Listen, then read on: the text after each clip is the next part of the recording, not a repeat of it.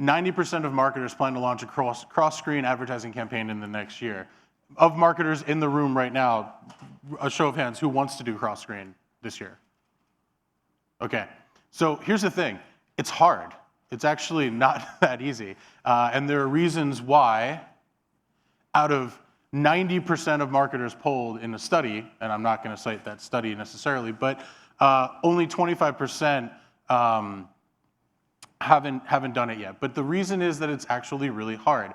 There are issues with tag management, banners work across screens, video only works if it's VAST compliant, rich media is sort of a whole different story. And then there's the actual brand and agency perspective, which is from the CMO's office, if I'm a CMO, which maybe someday I will be, my perspective is I don't necessarily care on a very detailed level where the audience is. I know that we're living in a multi-screen world, in a device-agnostic world. I want to be able to find the audience wherever that person is and wherever that person goes. But it's a lot easier said than done. So we need a lot of help.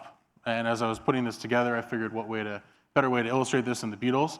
But we need help with this. And so what's happening is a lot of technology companies, mobile ad tech, digital ad networks, even some DSPs, are putting together creative solutions for marketers and brands that meet this requirement.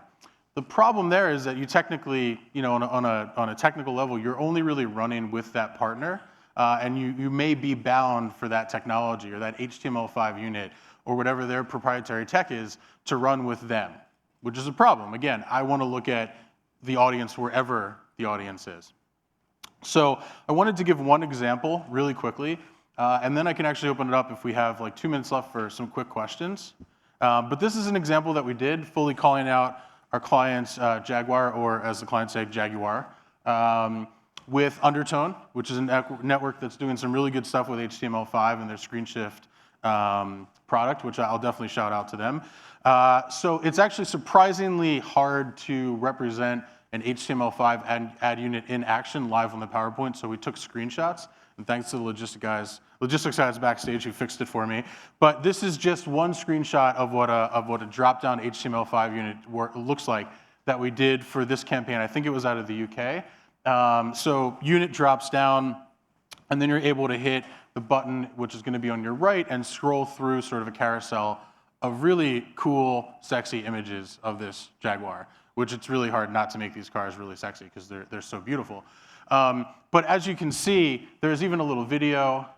If we go back, there's even a little video on the lower left. But the idea here was, brands are limited in terms of our budgets, right? We don't have unlimited budgets. Agencies have to account for a lot of things in their media plan. How do we maximize a spend across a bunch of different screens where we know the audience is going to be, and also back that up with some sophisticated targeting, which is a whole other Mythbusters that maybe we'll do next year.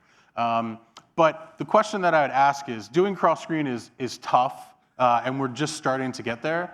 But I'd actually take it one step further. So you could argue that the evolution of this unit that Jaguar did, maybe next year or the year after, would be not necessarily the same unit that's responsively built across a bunch of different screens so that it actually works and functions and we can verify and measure and account for that and attribute that. That's sort of table stakes where we're headed. Still tough, but table stakes.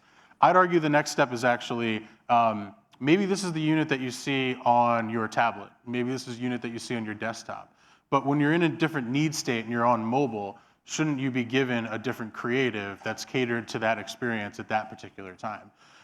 We're getting there, and I think auto is actually one vertical that's really good with this. But again, it's tough for a lot of marketers to pivot around this because it requires a lot of nimble technology, and the market's actually sort of catching up to where the marketers want to be.